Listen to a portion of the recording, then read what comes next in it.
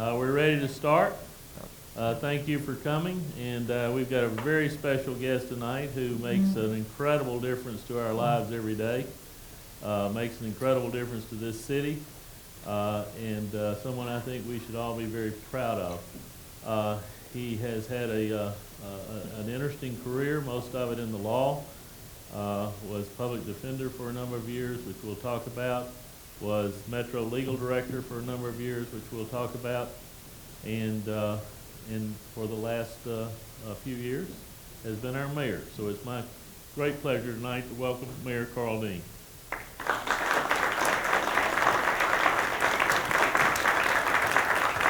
Thanks, Tom.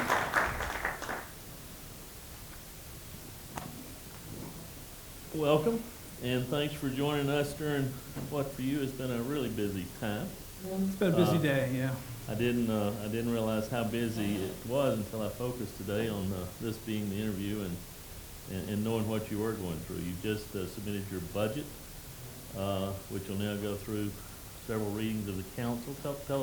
Give us a status report. Well, we submitted the budget after doing our own budget hearings mostly in March, and then working with the finance department to the council today at 4 o'clock, and then the council now has the budget, and they have until the end of June to either amend my budget in some way or enact our budget, and if they take no action, then the budget we proposed goes into effect. But they always pass a budget, and they may tinker with some things, but they'll pass the budget. We see things like the convention center and a lot of public works that you've taken on. A lot of things that are in this budget we don't see, but they're critical to our daily activities.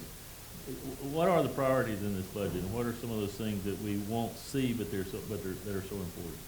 Well, I think the priorities in the budget are the same that I've had for the entire time I've been mayor, which are education, public safety. And if you look at the budget, over 40% of the budget goes to education, somewhere over 20% goes to public safety. And I've sort of stuck with that throughout the time I've been mayor. And the hardest years were during the depths of the recession, when there was very little, if any, growth in the revenue coming into the city. And I just think of it like, I guess, high school civics. If the budget's up high, and the things that you put a priority on, you give them a bigger piece. So during the recession and up through today, we have always put more money into education and public safety than anything else. I mean, I kind of think that the three pitches I got to hit every day, or we as a city have to hit, are public education, public safety, and economic development. If you get those things right, all the good things are going to follow. Good.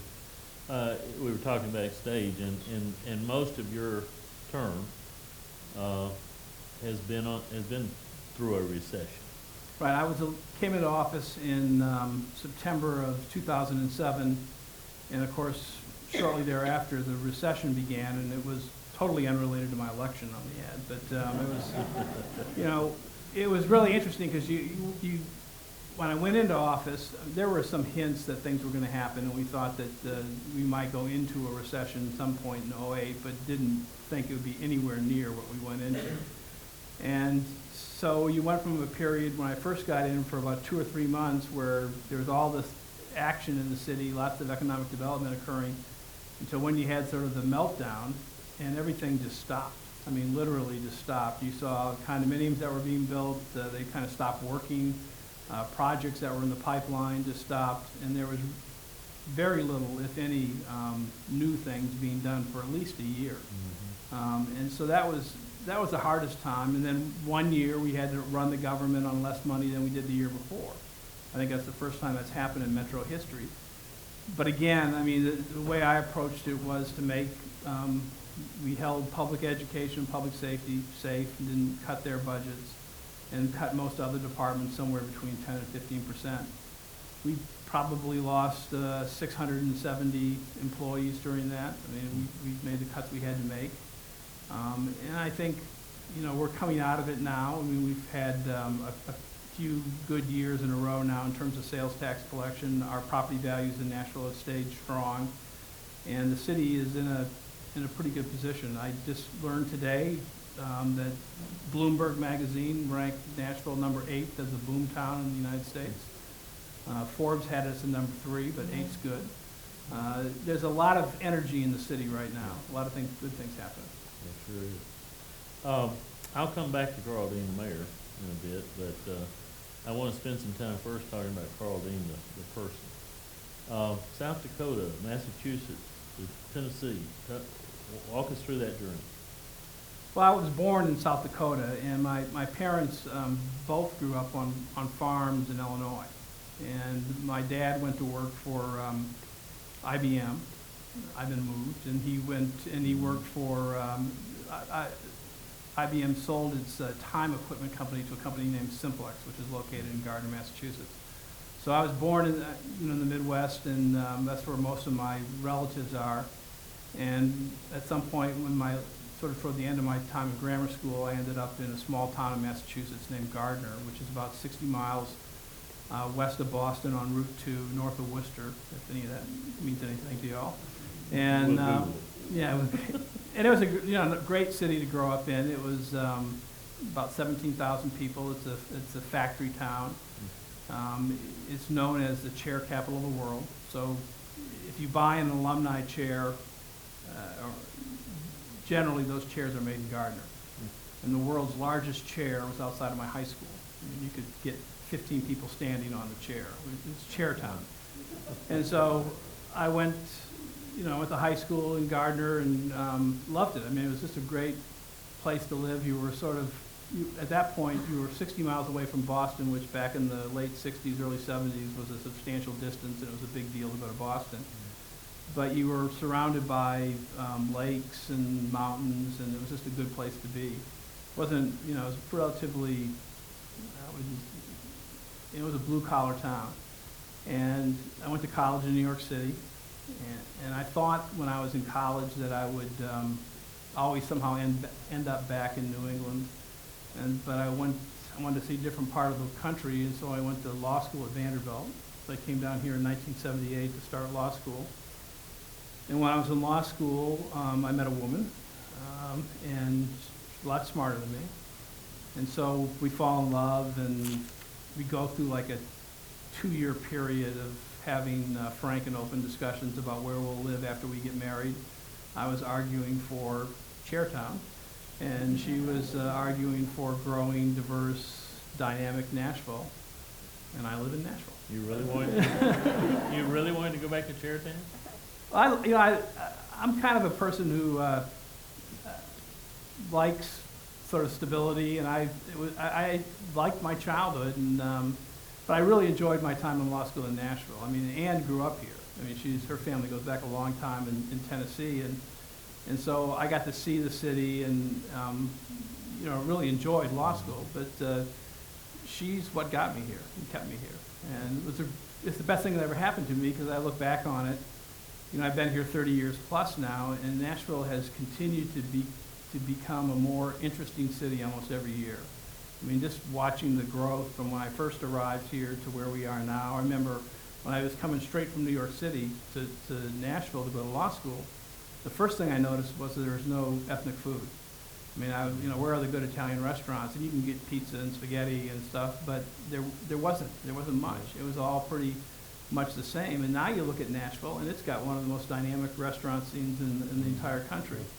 And the city has gotten so much more diverse, which has been, I think, a huge plus for Nashville. And it's been very friendly. I can't, I think it would be very hard in most cities for somebody to come from somewhere else and run for political office and do it successfully. I remember Governor Bredesen said something when he ran for mayor or after he was elected that it'd be kind of inconceivable to think that somebody could move from Nashville to Boston and live there for a few years and run for mayor. It's hard to imagine that happening, but that can happen here. And I think it's because the city's open, the city understands it's kind of a future-oriented city, I think, and it's just been a wonderful place to live. Yeah. Your childhood, tell us a little about growing up, your parents, siblings. Mm-hmm. Well, I had two, my parents are still alive, and I had a very comfortable childhood. I was always, my parents clearly loved us and took care of us and provided for us. I have two brothers, both of which live in New England, one in New Hampshire and one in right outside of Boston. My childhood was, I was happy. I think I enjoyed school. I played sports. I loved living in sort of this small town atmosphere where you knew everybody. It was real positive. But at the same time, I say that, I got it in my head very early in high school that I wanted to go to Columbia University for college. I wanted to go to New York City, and that's the only college I applied to. What inspired that? I think I was interested in history and political science. They had, a very good department there. But I think part of it was just the appeal of New York and seeing something bigger and larger and the culture, and that just kind of beckoned to me. My parents were, my dad always says one of his toughest days was when they drove me down to Columbia and let me out, and this is 1974, and drove away with me standing there in the corner, leaving their kid in New York City. But I loved New York, and I had a great experience at Columbia, and really still have a great deal of affection for New York. I'm a diehard Red Sox fan, but the city of New York, to me, if you're going to visit any other city but Nashville, I mean, New York is probably the most interesting city in the country. Were you a big man on campus in high school? Good student, good athlete? I was a decent student and decent athlete. I mean, it was a small school. There were 170 kids in my class. Probably half didn't go to college and half did. It was a real mixture of people. I don't know if I'd say I was a big man, but I enjoyed it. I was very active. Last politician told me he was a decent athlete. Turned out I found out he was a state champion quarterback. Well, you won't have that problem with me. Okay. What'd you do for fun? I grew up loving to ski. One of the great things about living in Gardner was that you could go basically 20 miles to a small town named Ashby, where there was a mountain, Mount Watatic, which was a small ski area, but you didn't have chairlifts even. You took T-bars and rope tows, but you could ski, run would be probably 5 minutes to get down the mountain. But it was real close and real cheap. I mean, most of the people who skied had season passes, and you would do that. And there were lakes everywhere, so in the summer we'd be on the lakes. A lot of time outdoors. I mean, it was just kind of conducive to that. Still ski?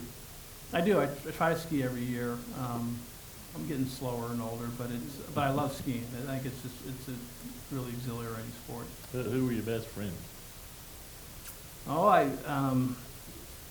guy named Ron Du Bois, which most people would probably pronounce Dubois. There's a lot of French Canadians in Gardner. Gardner, when the factories were really going, a lot of folks came from Canada, from the Quebec area to live there.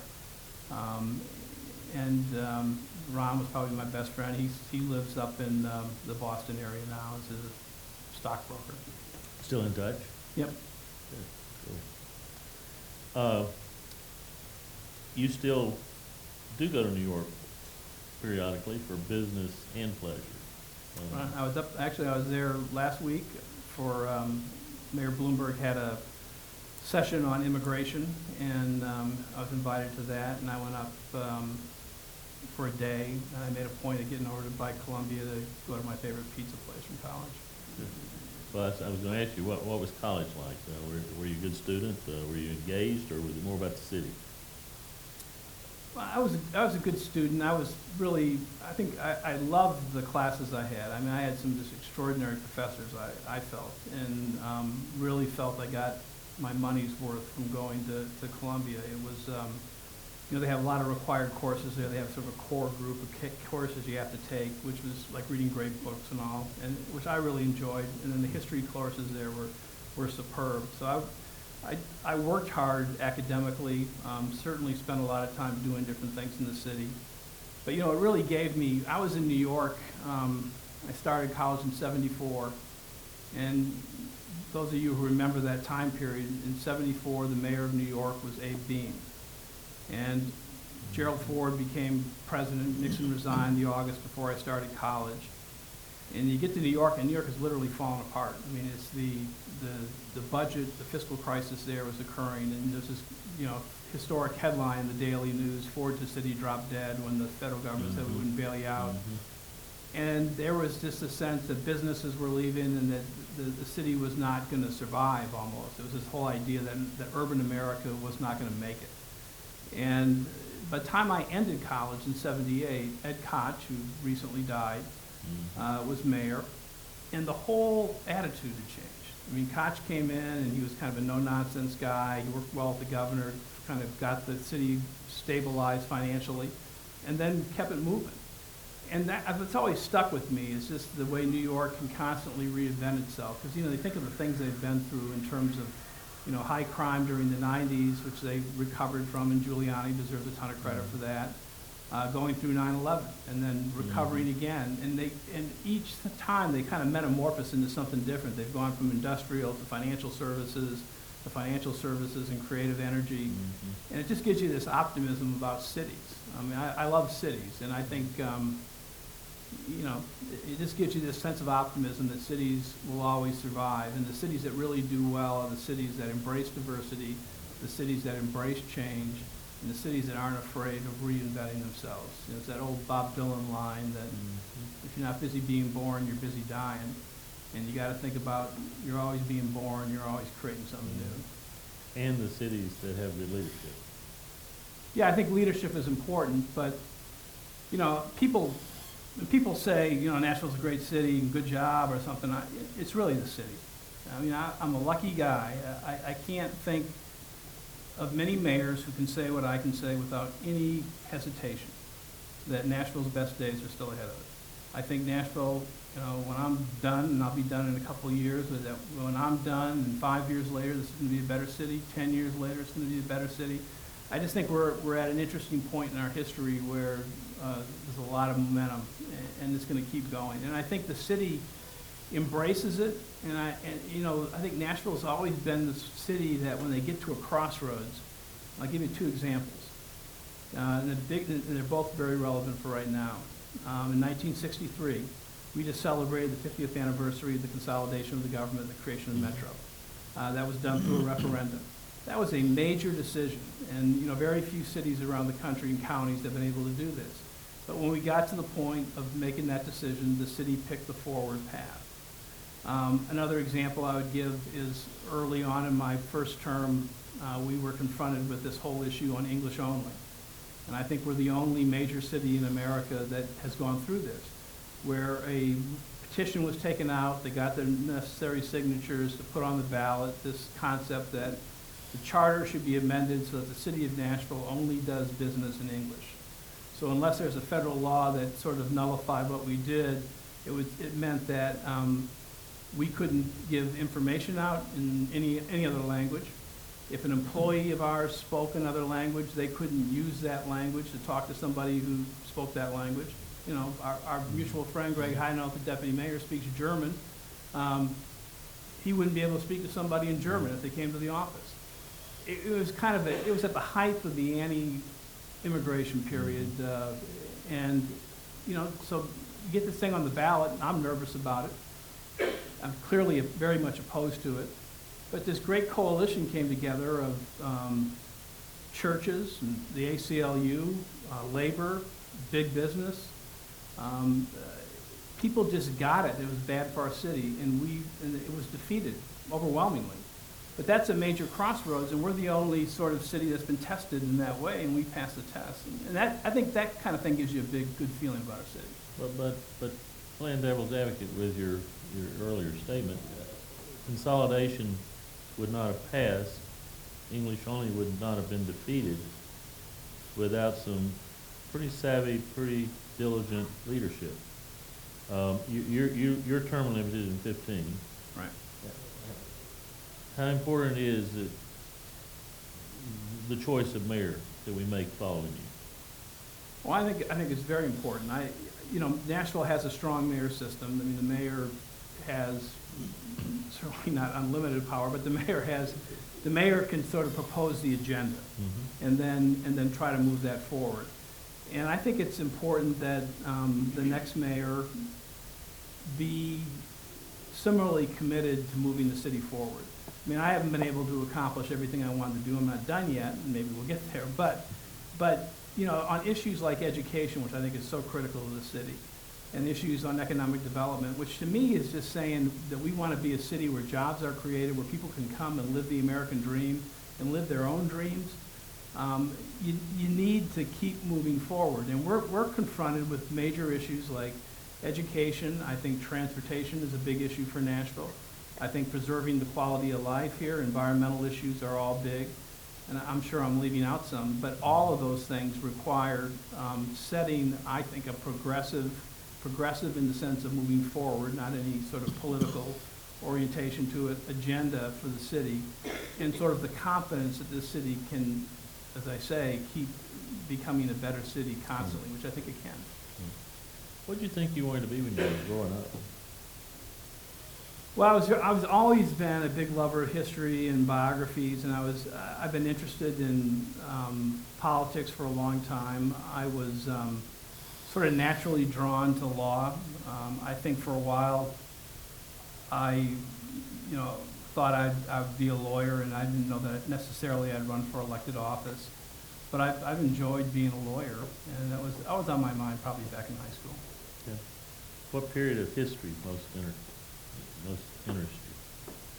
I'd say mostly the 19th century is probably my favorite. I'm a big fan of FDR. I took a course on FDR when I was in college that I thought was just great. A professor named William Lutenberg, who was a big expert on him, and he just got me excited about that, so I read a lot of books about that.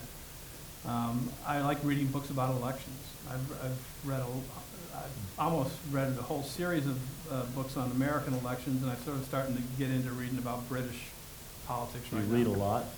I do. Reading's the most relaxing thing I do, and it's one of the things I talk a lot about in the city, but I think reading's the foundation for everything, and I find it, I'm just curious about a lot of things.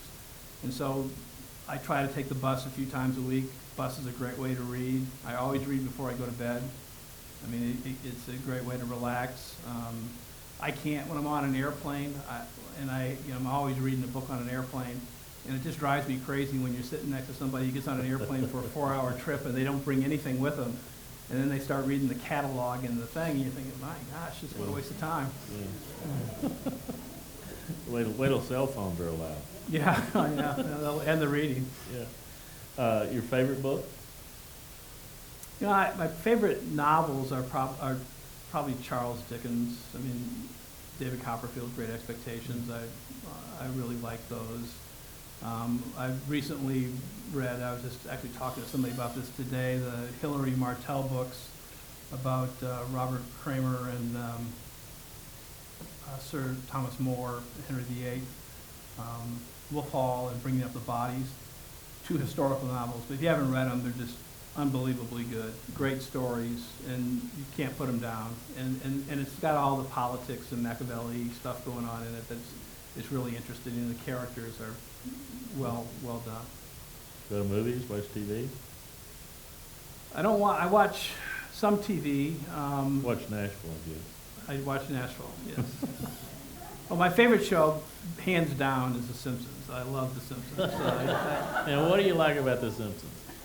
Well, it varies over time, but you gotta love Homer, and you've got to, Mr. Burns is a great character. But this the one-liners in it. When I was a kid, my favorite show was Bullwinkle, and I used to think, and when you're little, you think, Rocky's interesting. As you get older and you watch Bullwinkle, I mean, Bullwinkle had some great lines. So I like funny things on TV, but The Simpsons to me have been a remarkable show because they've kind of kept a certain level of quality for, I don't know how long they've been on now, but it's got to be pushing 20 years. Yeah, from Machiavelli to Homer. That's good. Who were your political heroes? You said you liked, you followed I liked politics. FDR. I clearly liked, you grow up in Massachusetts, you can't help but like President Kennedy. I mean, his picture was everywhere when I was growing up. But there's a lot of people I admire. I admire Ronald Reagan for a lot of reasons. I think, one of the things that he did so well was this sense of optimism, the sense about a brighter future, and I think exceeded people's expectations of the type of president he would be. But I think there's countless people out there who do great work and that I admire. Vanderbilt, special memory, special moment there? Well, the big moment was me and my wife, which we met because, I mean, it's the class is like 170, 180 back then. And, you know, she was a Southerner, and she knew more people, and she's from Nashville, and I kind of was gravitating toward the people who were coming from the Northeast. And then she was in a bad car wreck, I guess our second year in law school, and she was in the hospital, and I had broken my leg at the end of the summer before law school started. So I was on crutches for most of the second year, and so I thought it would be good for me to go by the hospital and say, you know, you can manage this, just get your crutches and go, and so that's really when we started talking to each other, and then you have it. I read somewhere you went to your first date on crutches. We both were on crutches. We went to the Barrister's Ball on crutches together, yes. I'm going to give you a chance to ask questions in a moment, so if you want to be thinking about it, we'll turn to you in just a few. Tell us more about Ann. Well, when I said she's smarter than me, that's the absolute truth. I mean, she really smart person, very good lawyer, very athletic, better athlete than me, and really, she's a tough competitor, and she's a great mother and a great dog owner. She loves her dogs. And I love our dogs too, but it's not the same But not like level. she does. Not like What does. kind of dogs? We have 2 golden retrievers, which is her favorite breed, and we have a dog we got from the pound. Who's like a mixed terrier who's got some issues, but he's a good dog. We won't get into the Yeah. issues. 3 children. 3 children, Rasco, Francis, and Wallen. And my son, Rasco, 25, first-year student at law at Vanderbilt. My daughter, Frances, is finishing her freshman year at St. Andrews in Scotland. And then Wallen is finishing her junior year in high school. Those names are a little more interesting than Tom and Sam. Is there a history there? Yeah, well, Rasco was Ann's father's name, and who I never knew. He died when Ann was in high school. And that name came from, he was named after the last name of somebody from North Carolina. But so Rasco's always been the only Rasco in class. And then Francis is, yeah, and Francis is was the name of Ann's grandmother, who was a great woman, lived to be 103, Rasco's mother. And she, I knew her well. I mean, I knew her for a long time, and she was just a wonderful woman, really strong woman. And then Wallen is a family name on my side. Okay, good. Question? Here's one right here.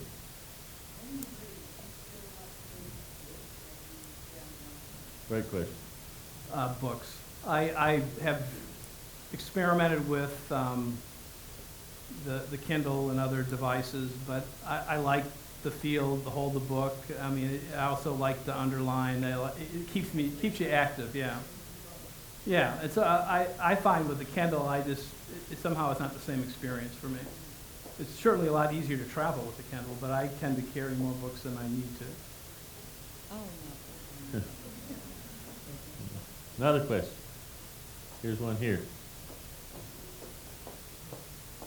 First, I want to applaud what you've done in a very subtle fashion about the quality of life with healthy eating and the walking and the exercising.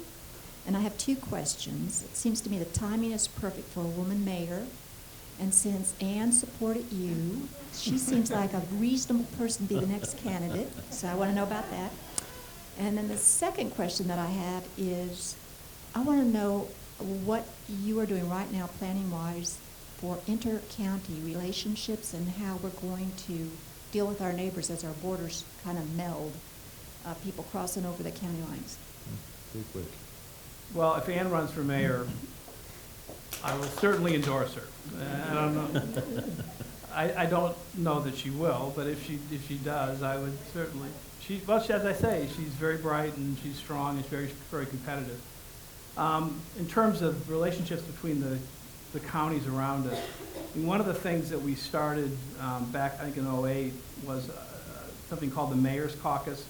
I went to Denver on a sort of an intercity visit with the chamber where you go and you study what's going on in other cities. And Denver is an interesting city to study because Nashville, Middle Tennessee, this 10-county region, we're expected to grow by 1 million people between now and 2035. And so we'll be in 2035 about the same size as the Denver region is now. So it's a good way to look at some of the things they've done that have been sort of prepare for the future. But one of the things I learned about was that Mayor Hickenlooper, who's now the governor of Colorado, created this mayor's caucus where he invited all the mayors of the counties and cities around Denver to come to Denver and to meet periodically. And so I did what any public servant would do. I stole the idea and came back to Nashville, invited all the mayors to come to Nashville and create a mayor's caucus. And it's been very successful. I mean, there's a lot of common interests between us. I mean, clearly the biggest issue that we talk about most frequently is transportation. I mean, they have the same concerns, a little bit different than ours in terms of, you know, we feel the congestions on our streets. They feel it as much, if not more, than we do on the interstates. And all of us see it as a major economic development issue, also as a major issue for quality of life. And so the cooperation there is pretty uniform. Almost everybody agrees that that should be the number one thing we do. We've worked on issues around water we've discussed. You know, Nashville's blessed with the Cumberland River. I mean, our growth and prosperity will never be hindered by a lack of water, unlike a city to the southeast of us. Begins with an A, Atlanta. And I think economic development issues are things we have worked on too, and there's a big upside to that if we continue to work together. Just recently, the Nashville Chamber, with contributions from the metropolitan government, but also from Williamson County, created a program to help attract more tech workers to Middle Tennessee. And it was really Williamson County and Nashville had the exact same interest. The companies there and the companies here both are starving for tech workers. At any given point, there's 800 to 1,000 tech jobs open. And we need to get those workers to come to Nashville, and we need to create them too. Good. One more? Here we go.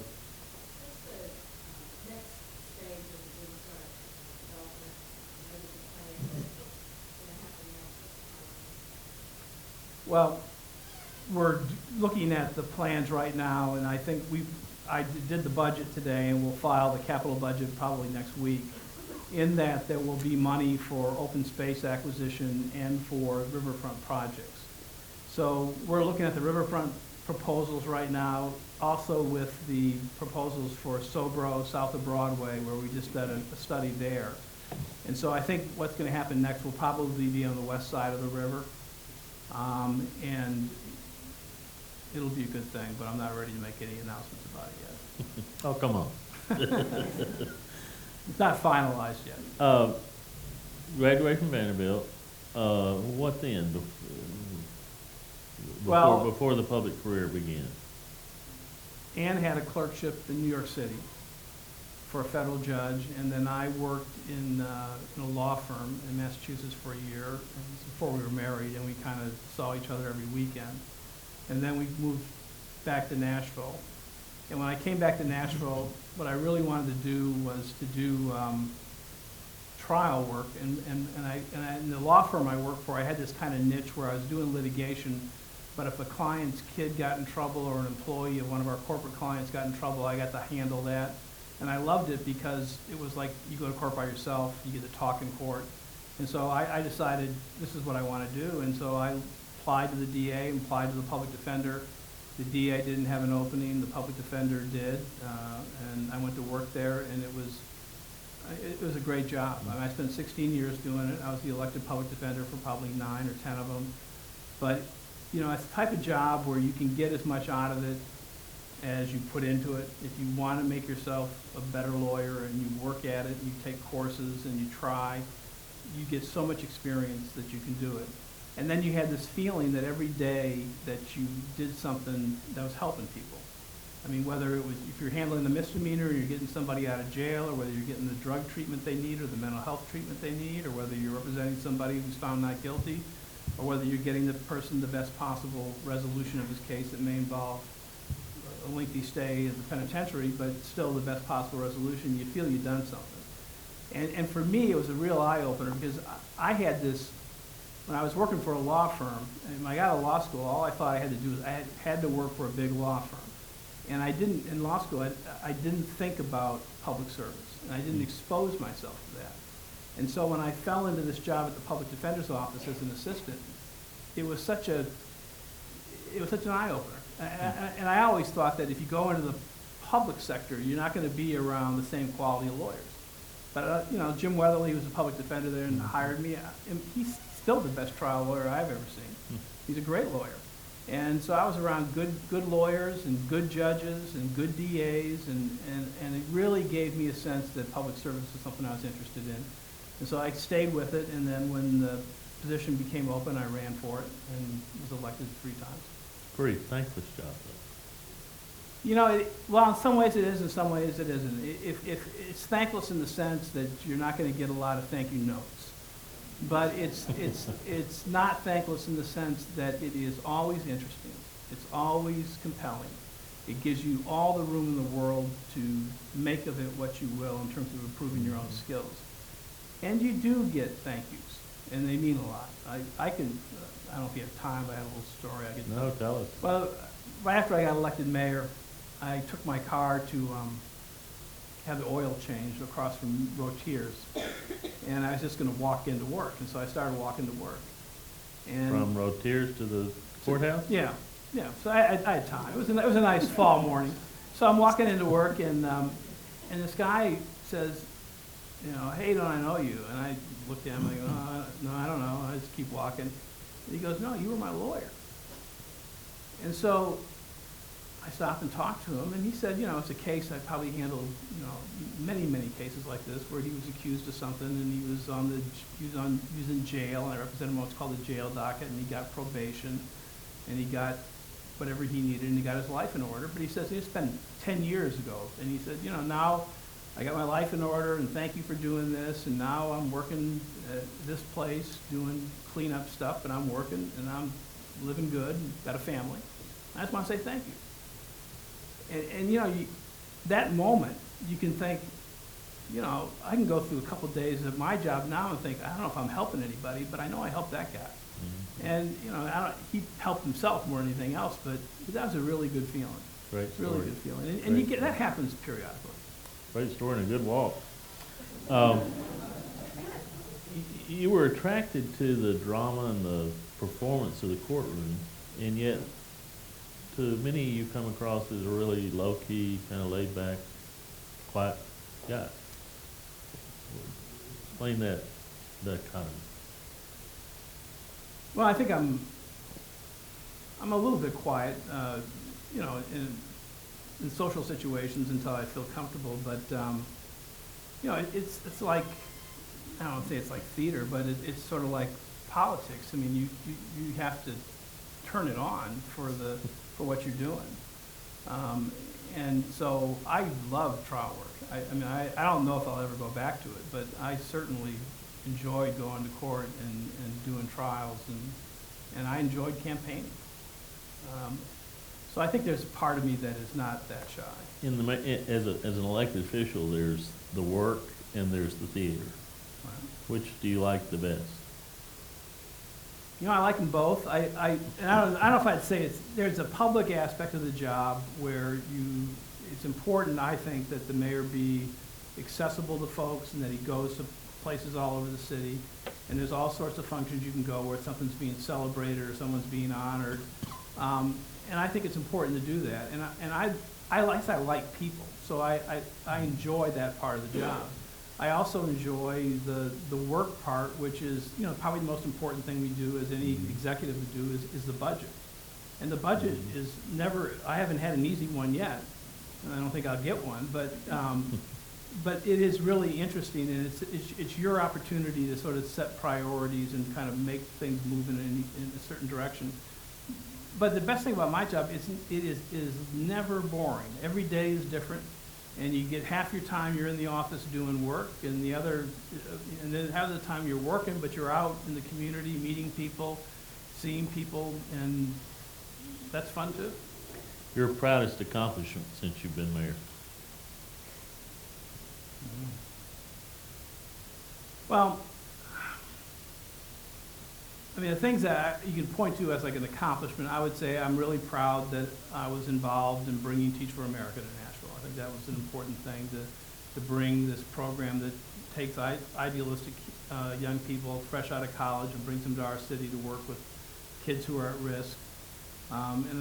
So I enjoyed that. I'm really proud of this program we did called Limitless Libraries, where we sort of broke down the walls between the school library and the public libraries and made available to our kids in school about almost 1.5 million more volumes. And it's a novel experience. Good program. I'm proud of the work we did in the flood. I'm proud of the convention center. I can't wait for people to see it. It's good. I think it's going to do good things for the city, and it's an attractive building. But Teach for America, Limitless Libraries are kind of right in the area that really fascinates me. I think it's fascinating. You're about to open this $600 million plus billion square feet. How many square feet? Couple million. Million plus square feet convention center, and it's fourth on the list.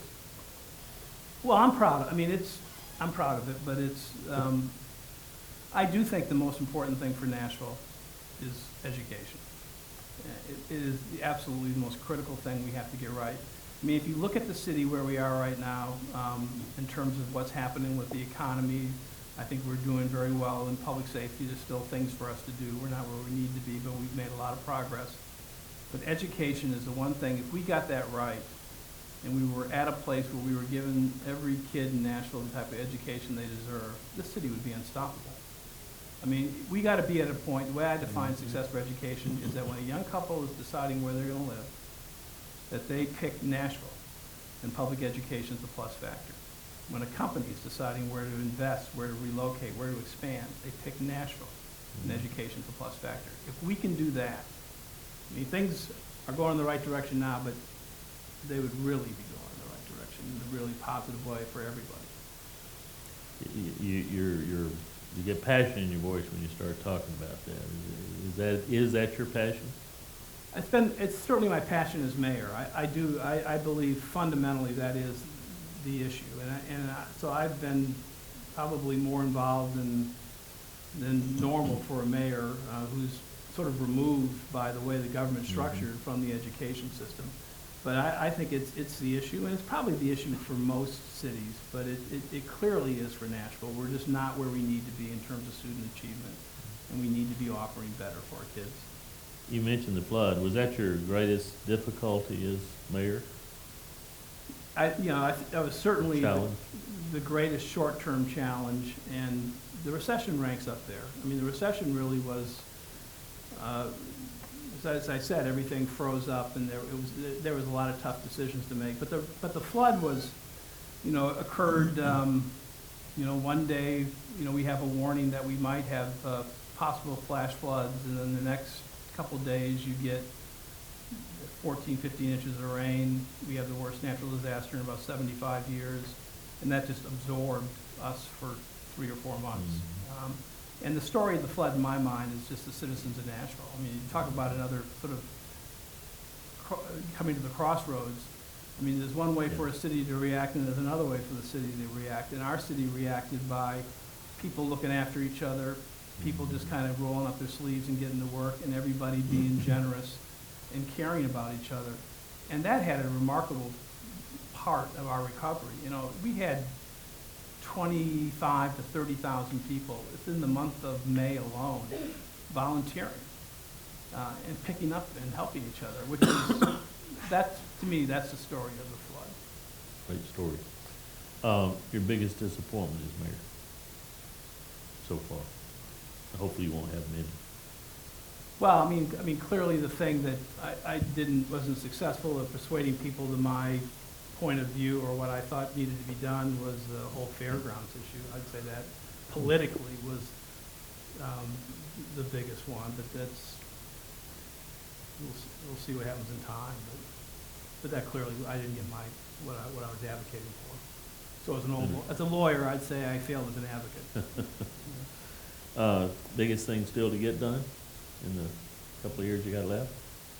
Well, I think one really big thing that's out there is this transportation issue.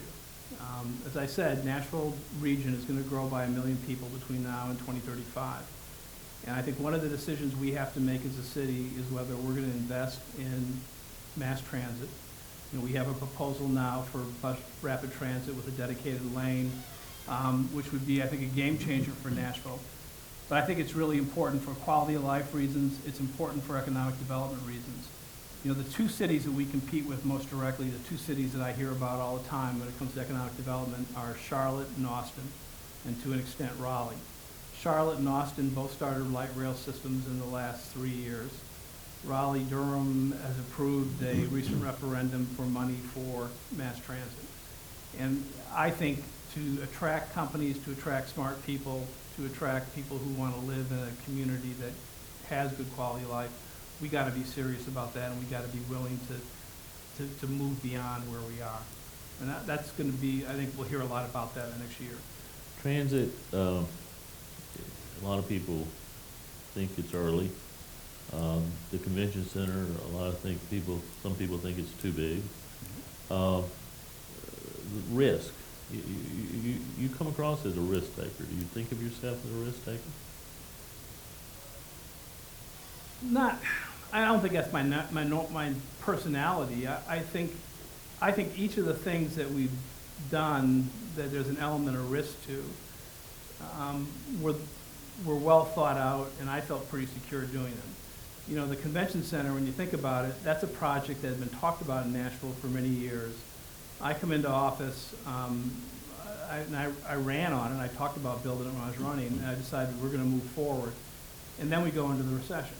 And so the issue there is whether you say we're going to pull back and not do it because we're in this recession. And my sense of it was that this was the exact right time to do it, because it would never be cheaper in terms of the material. It would never be cheaper in terms of the money, in terms of the bonds and the interest rates. It would, labor costs would be cheaper. It was the right time to do it. Plus, I think you always need to invest in yourself to be ready for the future. So I think where Nashville is now, as the country is coming out of this recession, we have the only new convention center. Mm-hmm. We have the best looking convention center. We have a really strong appeal as a tourist and convention destination, and we're ready. And I think we're going to capitalize on it. And so things have exceeded my expectations, actually, in terms of the convention center. The money that's coming in on hotel motel tax to pay for it, we're about $15 million ahead of schedule. The number of conventions booked, the number of hotel rooms sold, we're ahead of where I thought we'd be. Having the Omni come in as a headquarters hotel, that was a good thing. I was a little nervous about that one. Mm-hmm. That was a really good development. But I think it's going back to this whole sense of confidence and about the future. A city's got to have enough confidence in itself to invest in itself. And this is a city that I think unquestionably should have that confidence. When you stop and think, just using the convention center as an example, we are now going to compete for 75 to 80% of the convention business. Before, we were able to compete for about 25% of it. We were leaving all sorts of money on the table. And so it was just the right thing to do, I think. It wasn't that risky. Good. Hope Good. I'm right. Good. Another question? Here's one. Here's two. In the back there first. You mentioned the 1963 crossroads that our city was in 1963, and the direction we chose for the merger. Do you consider the transportation to be our 2013 crossroads? I think it's close to it. I mean, I don't know that if we don't get all accomplished in the couple of years that I'd like to get done, that the city's going to have huge problems, but I think if you don't, you're going to be put in a position where we're not setting ourselves up for the next 10 years to continue making the progress we've made. At some point, people will say, it's too expensive to live in Nashville because you can't get anywhere without having a car. It's too expensive because of parking. The quality of life is no good because you're stuck in traffic. We know we have air quality issues that we need to be cautious about. And people want to get around without having to rely on a car all the time. And then they'll look at other cities. And again, this is a competitive business, this cities. People will look at Austin, they'll look at Charlotte, and they'll say, I could live there, and they've got a train system or they got bus rapid transit. I think this is as important over the course of the next 10 years as anything. We've got to get moving on it. Okay, question here in front. Obviously, public education is a passion of yours. What would you like for your legacy to be relative to public education? You know, I would like to think that we can leave a legacy for this time that we moved forward, that we made progress. I advocate education reform and I advocate for new programs, but it's more as a means to an end. I mean, I just think where the state and the city rank when it comes to ACT testing or preparation for college, that we're not anywhere near where we need to be. And so in that sense, the status quo is clearly not our friend. And we got to look at different ways of doing things. And I've had the privilege and the opportunity, particularly early on in my time as mayor, to go to other cities and look at different education initiatives that have been taken. And this is really one of the most exciting things you can see. And I really think the city benefits. You know, Teach for America, we're bringing in 100 recent college graduates who are idealistic, extremely smart. They're coming from some of the best colleges, and they're going to fall in love with Nashville. They may not teach their entire careers, but I bet you we keep a higher percentage than any other city. And I think the people you see who are working with these charter schools, some of them are incredibly impressive folks. And we've increased teacher pay in all schools, and I hope we're going to continue to attract better people. We moved last year from 30th in the state for starting salaries to 3rd. We ought to be, you know, we got to keep that or do better in the future. But I think moving the ball and not accepting the status quo is what I needed to do, and I hope I've done that. Good. Another question? Here's one over here, Sam.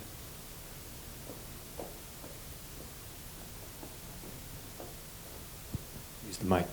I want to ask you about Music City and our identity as Music City, which you've embraced, and it's been a rough 15 years for the music industry. Do you think we've turned a corner? Well, I think, the music industry has obviously had some difficulties because of the new way music's being delivered and trying to capture the revenue that comes from that. But I think Nashville's in a great position right now. People are waking up to the fact that Nashville is not, country music has been great to us, and the Country Music Hall of Fame is a great institution. The Opry is vitally important, and the Ryman. But we dominate country music, but if you watch the Grammys, you look at the nominees in the rock category.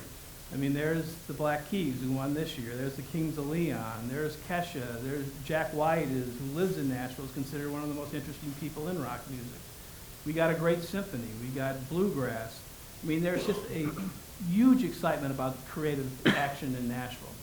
And I think one of the things that really makes the city interesting is having culture and is having creative energy. And that's what we're blessed with. And it's existed for a long time, and I think folks are just starting to realizing it. And I think the recognition is coming for Nashville having this very diverse music base. And I think people wake up after the show Nashville on Thursday morning, there's somebody somewhere, about probably 10 people, who say, I'm going to get in my car, or I'm going to get in the Greyhound, and I'm going to go to Nashville, and I'm going to live in one of those houses. Mm-hmm. I'm going to make it. And when you think about a city, mayors would love, any mayor would love to have the same thing Nashville has, where all these people come to Nashville, and their capital is their ability to create a song, to play a song, to produce a song. That is truly creative entrepreneurs and creative energy, and we've got a ton of it. You just named more rock groups than I bet most of us in this audience could. What's your favorite music? Rock. Your favorite group? Big Neil Young fan. Your favorite song? Oh, Like a Hurricane or Cinnamon Girl. Okay, good. Being mayor is very busy, very public life. What do you do to keep balance? Well, you know, your family keeps you relatively balanced. You know, when I walk in the front door, I'm not mayor anymore. When Ann calls me mayor, You're in trouble. there's something wrong. There's something wrong. And she has my attention. And then having my kids certainly keep you grounded. But it's a family, and I think we've managed to take our family vacations and spend time together. And you know, I'm sure it's. I've been away more and been busier more, and probably not been as good a husband or father as I possibly should be, or during this time, because it is busy, and you do spend a lot of time out, and I tend to get home, you know, usually between 7:30 and 8 at night, and go in fairly early. But I think that families enjoy it. It's a healthy one. Good. What's next for Karl Dean? You obviously enjoy this life, and you can't run for mayor again. No, it really makes me sad. It does.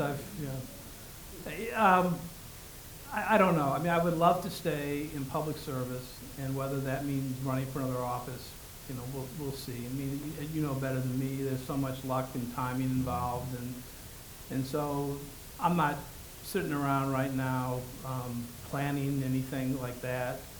I think what I really want, and it kind of makes me nervous because I've loved this job so much, is I want to do something that's interesting. I don't necessarily have to run for office, but I want to do something where I go to work every day, like I do now, loving my job, loving what I'm doing, feeling challenged, and that's got me worried that this will be hard to, if not impossible, to top. And so then Ann will have to. So hypothetically, you leave office in 15, and in sight is an open Senate seat or an open governor's seat. Which would you look more favorably upon? I would just be thankful to serve, Tom. You know,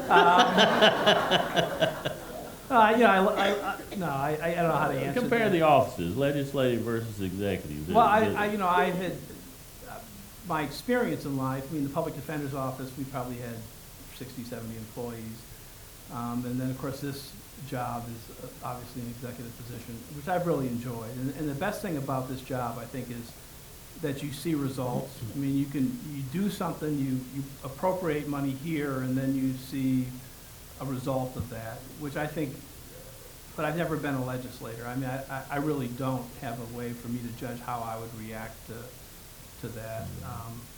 But the executive position has been a lot of fun.